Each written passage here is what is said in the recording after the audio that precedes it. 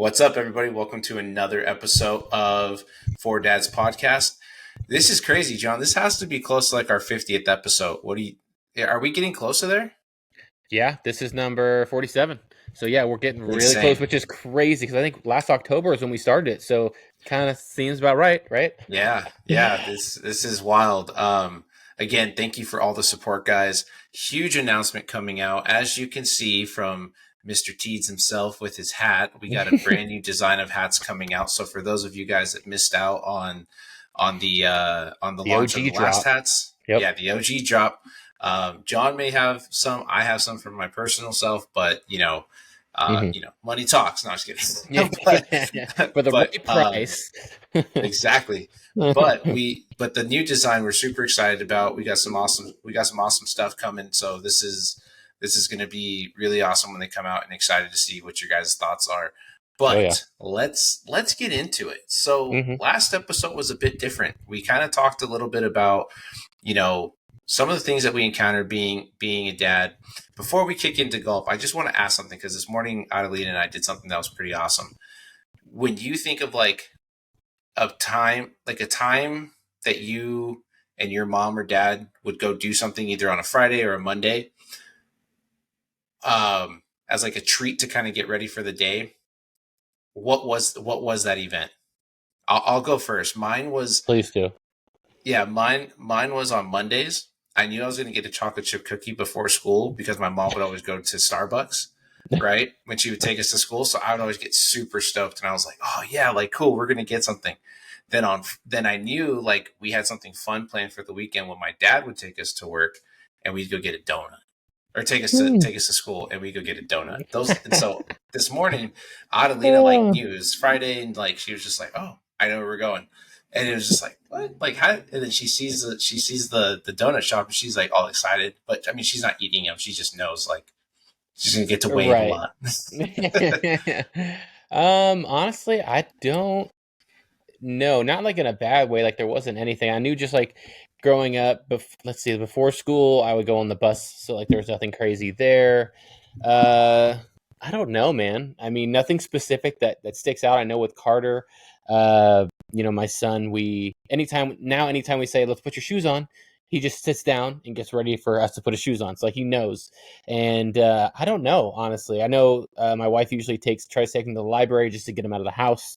There's a lot of cool little things going on at our local libraries that we have out here. But for me, I don't know. I feel like it was, I don't know. I mean, since I think through like my fourth grade year, I took the bus to and from school. So there was nothing that my parents drove to. My parents are usually the ones that would always eat in. We always ate in. We rarely would go to like Taco Bell, McDonald's, or anything like that. Which now, me as an adult, is completely opposite.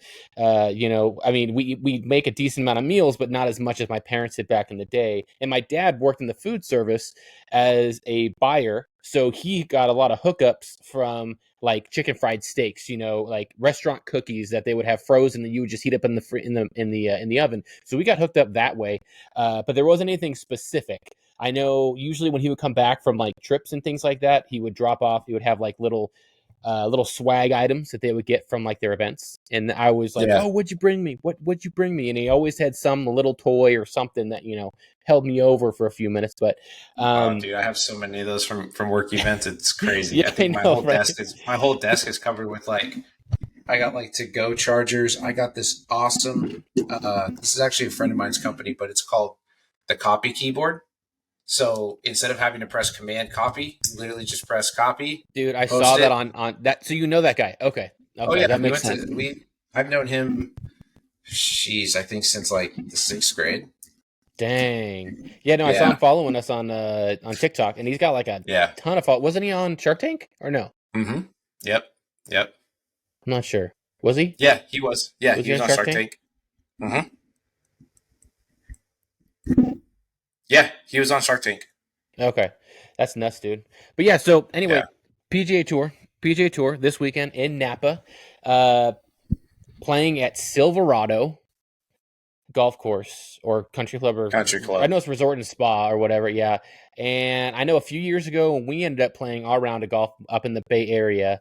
That originally I wanted to play at Silverado. I thought you could just pay a pretty penny and get on the course, but you had to actually stay at the resort to play on the course. Unless, of course, you're DonJulio and you have an in and you can play on the course for free. What are your thoughts on the course itself? I know you've played it. You probably played the course that the pros are playing right now. Obviously, it's going to be a pure course. But what do you think about it? Difficulty, experience, things like that. It's a fun track. It's a fun track in my opinion. I don't think it's super difficult. I actually think that they will do. I think that there should be some pretty low scores. Now, where they Mm, where they get you is the greens. The greens are firm. They have a lot of subtle, a lot of subtle break that just kind of like you're like, oh, there's my line. All of a sudden, it just snaps off two cups right in front, and you're like, what? Or it holds and it doesn't move at all. Um, but no, it's not a very difficult course. It favors the draw. You got a lot of open space. It's okay. just you gotta know the trees to aim at. You gotta know the lines to aim at. Um, Okay. I did notice that this year it seemed like there was a caddy shortage, so there was like an announcement that went No out saying way. like, "Hey, if you want a caddy, come on out." And then one of my friends who caddied last year, he actually posted on his Instagram like, "We need like 10 caddies. You want to be out here, work the course, do all this stuff. Like, they have the availability for it." I know that's What makes interesting, someone a huh? caddy? What makes someone a caddy?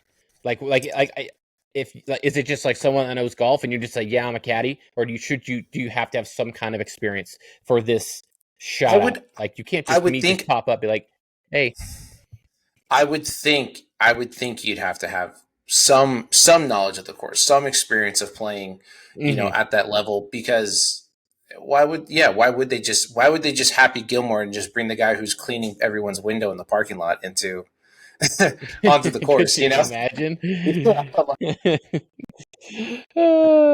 guys washing his socks in the ball wash. Like, Right? Oh yeah. man. I don't know. That's a great question, but I did see some announcements about it. The one person that caught my attention on it was Justin Thomas. We talked about him last time and how he announced that he finally is moving away from his dad. There's been some posts on Barstools and the PGA Tour, um, and Zaire Golf where he was back out on the range with the floaties,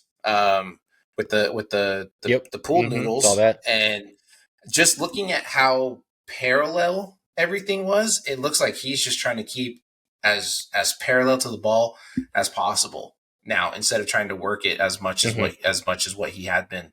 What are your thoughts? What do you think he's there for? I definitely think you're onto something with that. I feel like when you struggle, and again, I'm a total amateur golfer.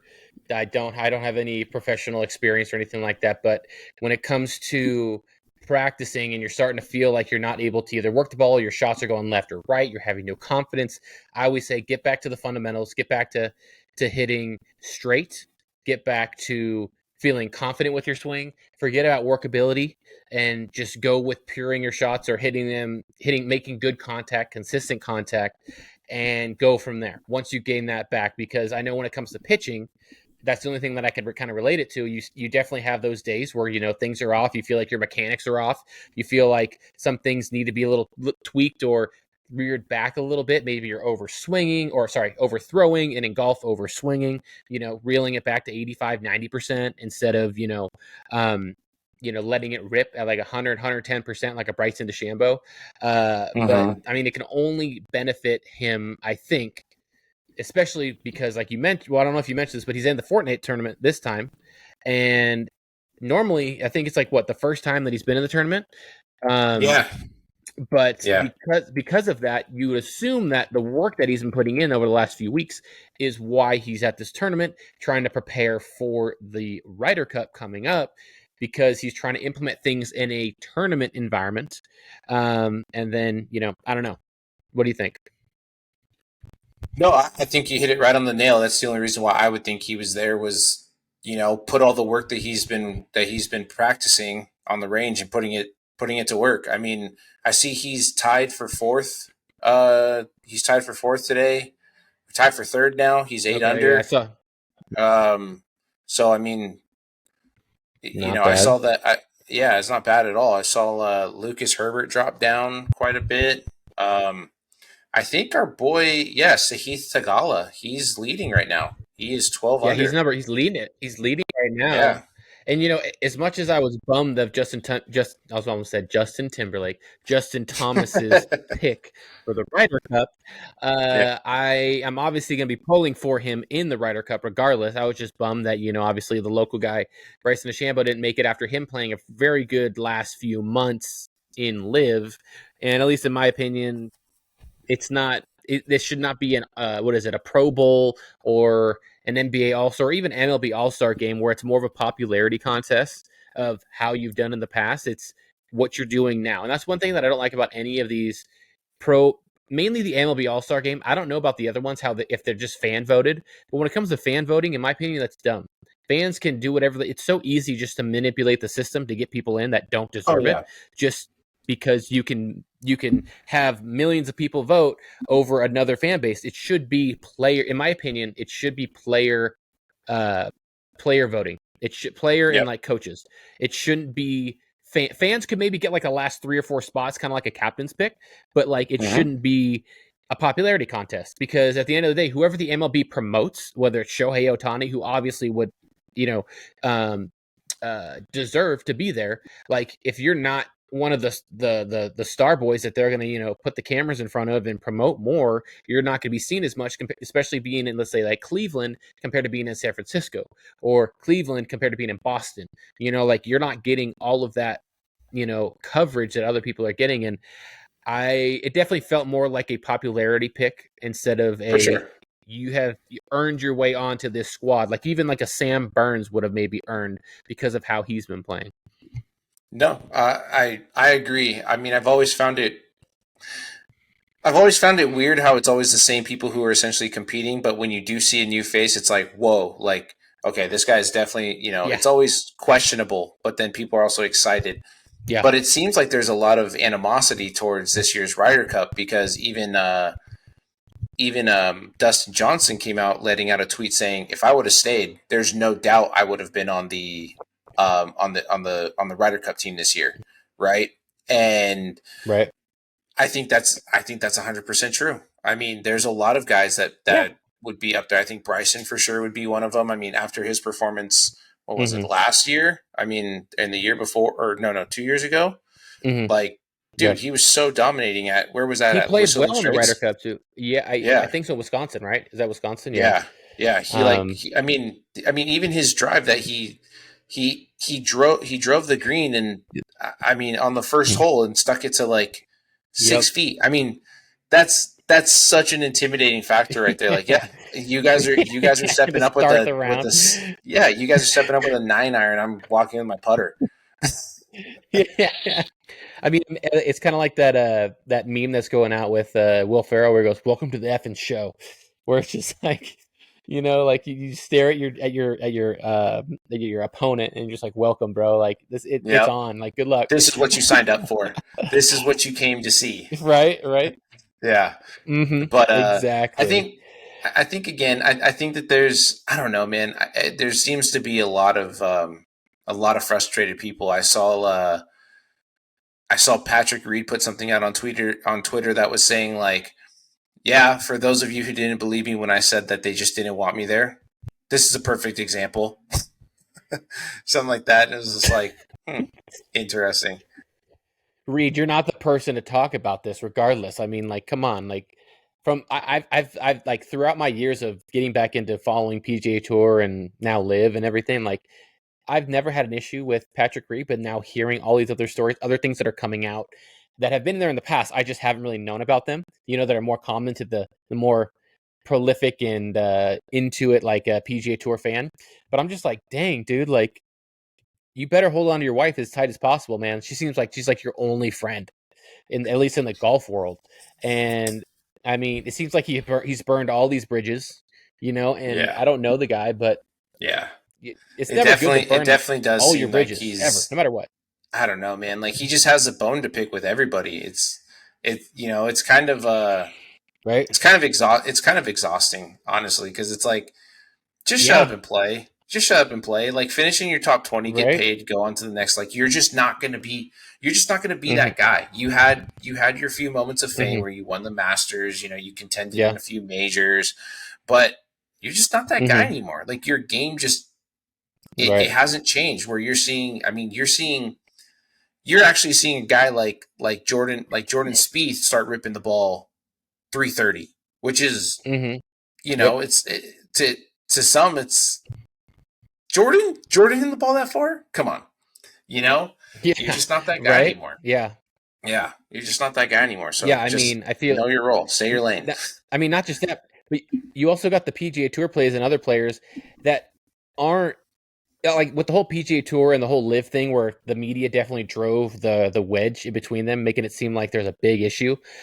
It was all the what do you call it? It was all media, and then the players themselves would come out and be like, "No, we just played rounds together like last week. Like, there's no issues between us." It definitely does not seem that way with Patrick Reed and other professional players. There's not that love and that care that they have with each other, where it's like they have his back all the time. They might have his back if they're on their team, like the Aces or whatever live team he's playing for right now, but then not too many people are gonna be taking shots for him. Taking a shot off the chest for him, like putting their Yeah. life on the line, reputation on the line.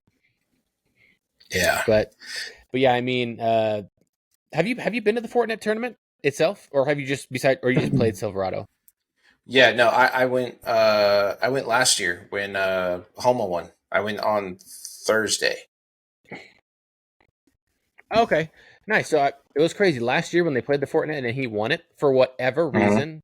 I thought that tournament was in Maryland. I have no idea why. I don't think there's any like for whatever reason. It was rainy. I don't know why, but I was like, oh, they're in Baltimore, or they're in Maryland, and I have no idea why. And like this year, I was like, oh, it's in Napa. That's the Napa one. Okay. How was your experience at that course compared to like the Pebble Beach in terms of like fans in front of movement, parking, all It that kind doesn't of a compare. It fan doesn't experience? compare. Yeah. It doesn't compare. Hmm. I mean, I was just talking yesterday with a buddy of mine about it because he was like, "Oh, are you going to go up and see it?" I was like, "Nah, I went last year, and I honestly feel like Silverado kind of drops the ball on the way that Really? you Okay. can move. Yeah, on like the way that you can kind of move around, like where they place food. You know, the ability to kind of view players or following players. You're just running into everyone all the time.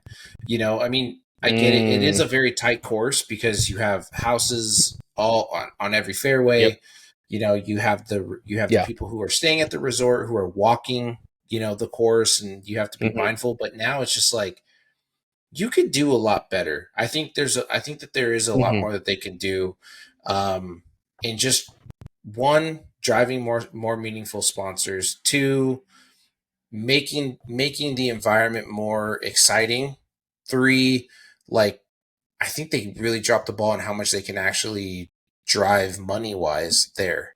You know, Oh, of course, I'm um, sure. I mean, do they have any wine stations or any wine there? Like, because you would yeah, think in Napa you would just yeah, have like like a tasting area or something like that, for everybody. Yeah, they do, but I mean, again, the position of it is it's like so far away. And then, of course, when it comes to net or It to the is. wine, right? Like people with their wine are so particular, and you're going there to taste, and you have some that are like, "Ooh, I want to just taste and spit," and then you have the people who are, "I want to really just take down a whole Get bottle," those.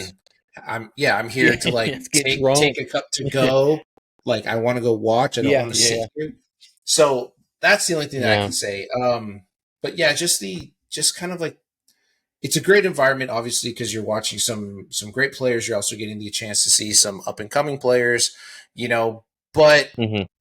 I think that they could do a much better job. I mean, open up the South, maybe put in like some more sponsors over there.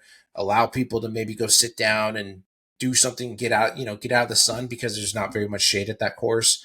Um, but Mm, also maybe pave out okay. like a walkway to where people can move more efficiently instead of having to go all the way out towards the boonies, be stopped because someone's teeing off. Like, I mean, it's hole on top of hole on top of hole on top of hole. There's really no like gap where when we were, when we went to Pebble, it's like, okay, the hole is way over here, but then you got to walk across this way to get to the tee box. It's like you're moving around. This is like, if you could think of like you're stacking the, your groceries, right? It's like bag on top of bag on top of bag on Yeah. top of bag. So Oh, I dang. think Yeah. there's some things that they could do to make it better. But Do it's you think still, it's a, you think it's a good course?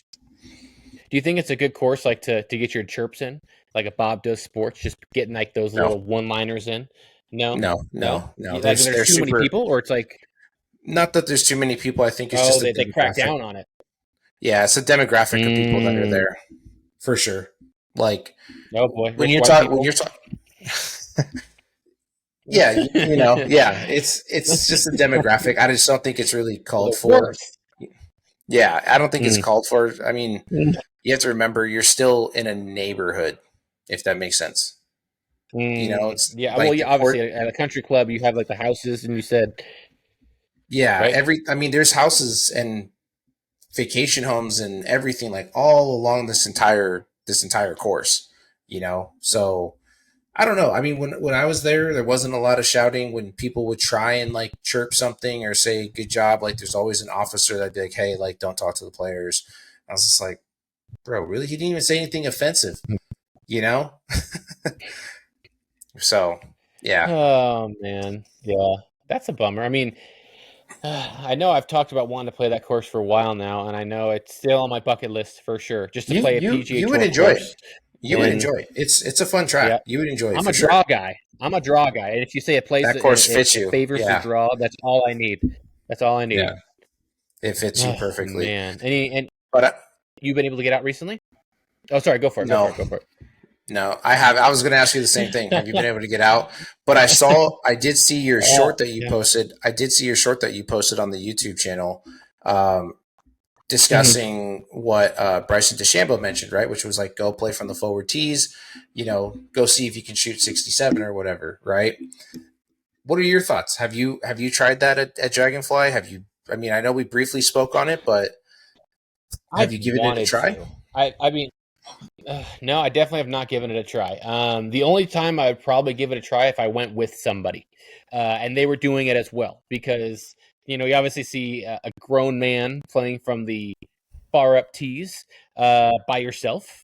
You're probably and maybe hitting it well. You're obviously I'm obviously not terrible, so I'm not just like slicing it left and right. I can keep it in play. But I would definitely love to. I know in the past we've talked about it, getting you out here to play Dragonfly. One like front nine. I've always wanted to do this. What I think with you would be fun. Not best ball. What do you call it? Scramble with from the front tees on the front nine and like the way back tees on the back nine. And I've done my research on looking at like the holes and like how short they are. There's like what is there? Two par threes on the front nine.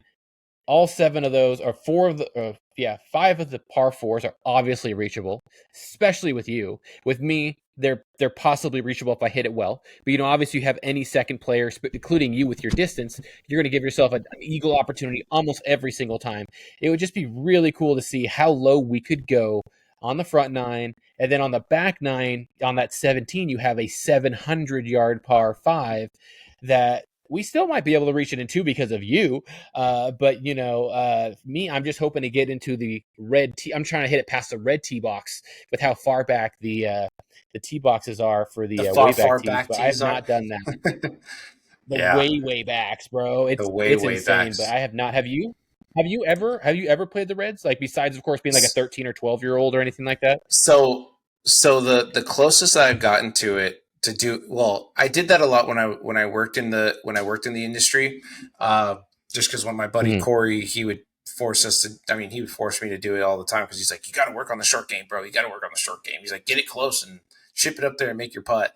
And I was always Mm-hmm. like, "All right, fine." But um, the only time that I ever got where I actually kind of saw that was I played at a tournament at Cinnabar for a friend of mine's his son's Boy Scouts foundation or something like that. And we were playing from like the whites, which the whites it's literally only 10 yards difference from the forward tees. And some of Oh these wow, holes, okay. I was nuking the ball, and we were like sand wedge in.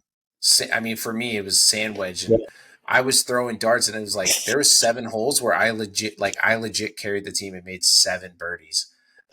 So it did make it is definitely fun for sure. I think people should Mhm. try it, but I mean, I don't think for some you're going to be like, oh yeah, I'm going to shoot 67. Like, it gets really tough, because sometimes you're like, if there's a Well, of hazard, course, in yeah, between.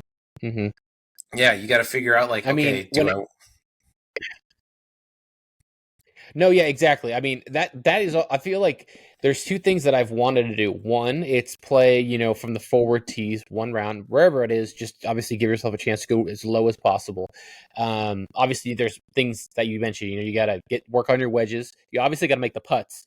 Nothing's changing on the green. Being on the green is just like being on the green anywhere else. That doesn't matter. It's just how close you are getting to it. And it's the hardest when you get closer, right? 15, 20, 30, 40 yards in. It's hard no matter what. That's probably one of the most difficult things. Was it John Daly said anyone can get the ball 330 in the fairway? I mean, like, that's just yep, what, at least on the PGA Tour, like, that's what they do. It all comes down to 100 yards in, and that's really where that game is. And another thing that I've wanted to do that I read in one of Bubba Watson's book, which is honest, kind of funny, he called it Up and Down, his book, and about his life and everything. He would play his local golf course growing up with one club or two clubs, and that really works. It really helps just the creativity side of golf that a lot of people forget about, because we have 14 clubs in the bag. And if you only have a pitching wedge or a 9-iron and you're 15 yards in, you obviously have to bump and run it instead of obviously trying to get it up there a little tighter with a regular wedge. And it's something that I think would be really cool. But with the amount of time that I have to play golf, I don't have that time. If I could go every day, yeah, of course, one of those days I'd mess around, but I don't have that time. I'm going to use every club that I have, and try to go low every single time because I'm limited. But growing up, that would definitely be fun, right? yeah. Have you ever done a what is it's a 5 club like tournament? Never. So I I've heard did of one them. of I've those. heard of them. Yeah. So I did one of those back in 2018. It was so fun because I was the only guy who didn't take my putter. So I looked at I had played the course several times, right? So Okay. I took my 3 wood, I took Hmm. a 5-iron, a 7, uh I took my approach wedge and my 58 degree. Okay. And everyone was like, "Where's your putter?" I'm like, "You've never putted with your wedge?" I was like, "Dude, you need to practice that. That's the best way to putt with your own putter is putt with your wedge because you're putting up on the ball. So you get it rolling, get that end Hmm. over end, roll going." Yeah. Yeah. Dude, I was on Hmm. fire. Like I had one putt where I was on the cut of the fringe and the green, and I was about 30 feet. I kind of had sculled my shot coming in. It was like 30 feet, but I saw the line, so I hit it, and it just goes right up the line, comes down, and just doop. And they were like, "What?" And I was like, "Yeah, dude."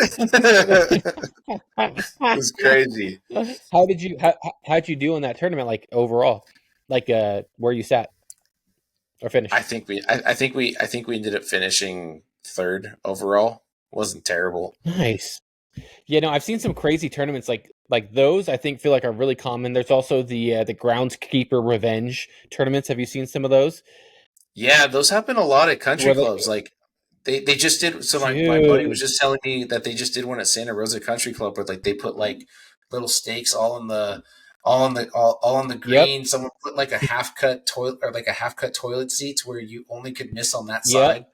Yeah, Yep, yeah, yep. And then like you put like the hole like right against the fringe in the back, or like yeah. right I've next seen to a that one. bunker on the fringe, and you're like, oh man, those would be kind of fun to play with. But I mean, um, one thing that actually I've been working on the last few practices that I've done, or what do you call it, range sessions. I went yesterday and I was just messing around. And one thing that I found that was extremely helpful, anything 15 yards or 20 yards or in, I have removed the heel from my chip and obviously gave myself more, what do you call it, more height, or getting closer to the ball so you can't dig in as much. And dude, Mm-hmm.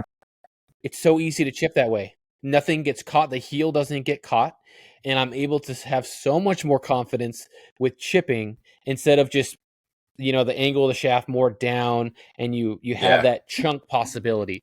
And every time I've done that, I probably have like 40 or 50 chips that I just be practicing outside of Dragonfly, just trying to get on the green. I made a couple, and I'm just like, dude, this makes chipping so much easier.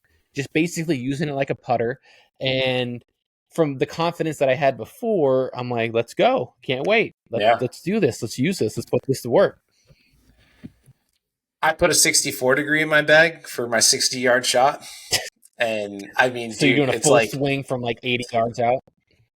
no, no, no. I literally just go shoulder. I just go from like maybe chest, like hip to chest on all these shots. And, anything 60 in, it's perfect. And the thing is like, it just bites. I mean, it's been a few weeks since I played, but the Mm, last time I played it, like, hmm I hit it right at the number, and I'm like, dude, hmm this is so easy when you're able to do it like this. Like, why can't I do it all the time? Why can't I right? do it all And the that's the thing. time?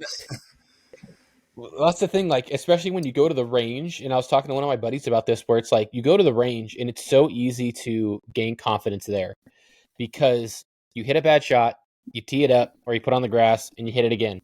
You hit a bad shot, no worries. Just gotta work on doing it. And then once you start hitting them, you're great. And then you go onto the course, you only have one shot. You can't just re-tee it Yeah. up. I mean, you can, but obviously that's not how I like to play. I like to be as honest as possible, which is not like a lot of golfers. One of my buddies I played with recently, he didn't just take it like a champ, but he like legitimately would tell me the honest score that he would get, and they weren't good scores. But it's hard to be honest about golf, like especially when you're not playing well. It's so hard to be like, oh, if I was really paying attention or really tried, I would have made that, or I would have parred this hole and just given yourself a par for that time. But I mean, when it comes to, man, my head just lost it. I completely just lost it. But yeah, I mean, what was I go? Yeah, gone. Yeah, I mean, Old age. Old I've age. you got the don't ever get old, people. Don't ever get old. Yeah. But yeah, I mean, definitely good spot to end for the time being. I mean, um, talked about Fortinet. We talked about the Ryder Cup. Hoping that obviously the best for JT when the time does come. I'm pulling for Max this weekend to, uh, what do you call it? To Reclaim repeat. his repeat. Man, I can't Yeah. think right now. I'm just off it. But yeah, I feel like it's a good time for golf right now. And I'm honestly a little confused. So I do have a quick question for you about the PGA Tour. Why is this tournament? Is this part of the next year? Is this the first, like, because it's not one of the first tournaments, but is this like starting the next year's I like think PGA so. Tour, because they already finished the FedEx Cup, so this has to Yeah. be the first tournament of the year then, technically, right? I think so. I think so. I think that's what it's starting to become. I was just It's thinking so about that weird. last night. Yeah. It's like one of the first ones. But Okay, hey, I mean, I'm not mad at it. I'm for it. Golf is golf. Yeah, Yeah, no, exactly. right? Definitely. Yeah, and then you got the Ryder Cup coming up, so yeah, I mean, Yep. But all right then, everybody, guys. if you, Go ahead. Go, buddy. oh Go yeah, for it. I was just gonna say, up and down, up and down. That was our old thing. Oh boy. Upside golf. If you guys are, if you, we can get into that another day. Upside golf. You guys are looking for a range finder. If you're looking for a thunder stick, you're looking to gain some speed, gain some distance. Definitely check out Upside Golf. Use the code FORDAZ at checkout for 20% off. And we still got that promotion with Mevo and Flight Scope. I've been using it every single round, every single practice round that I go to. I probably have about like a couple hundred shots logged in on the website, which is awesome. You can delete shots when you don't like them. I have my AirPods in. I'm listening to music while also getting the distances, have my phone out. I can see all the data that I need. It's extremely convenient, super tiny, super portable, super deadly accurate. And use code 4DADS for that one as well for 15% off. And then we also have a 10% off coupon. I think it's 4DADS Plus for the Mevo Plus, which is more of Yep. the indoor facility if you want to create that ultimate man cave. It's great for that. But yeah, I mean, that's it for now. And we're getting one step closer to that 50th episode. And Thanks for watching, guys. Don't forget to stay fly and Yeah, go low. guys. Have yourselves a good one.